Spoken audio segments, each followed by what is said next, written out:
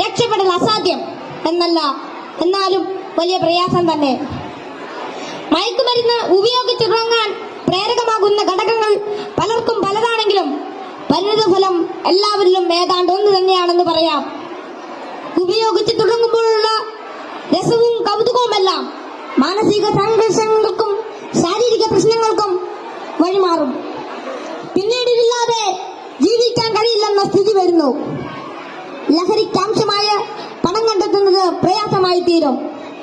അപ്പോൾ അതിനായി കുറുക്കുവഴികൾ തേടുന്നു. അങ്ങനെ അധാർമിക ജീവിതത്തിനും കുറ്റകൃത്യങ്ങൾക്കും പ്രേരിപ്പിക്കപ്പെടുകയും കുടുംബത്തിനും സമൂഹത്തിനും നിയമപാലകർക്കും തലവേദനയായി മാറുന്നു. ഇതിന്റെ എല്ലാം ബാക്കി പത്രം എന്ന് പറയുന്നത് നിരാശ, ഏകാന്തത, മാനസിക പിരിമുറുക്കം, ശാരീരിക പ്രശ്നങ്ങൾ, മാനസിക വിഭ്രാന്തി എന്നിവയാണ്. ഈ പ്രശ്നങ്ങൾ ഇവരെ നിഷ്ക്രിയരും നിർജീവനുമാക്കി തീർക്കുന്നു.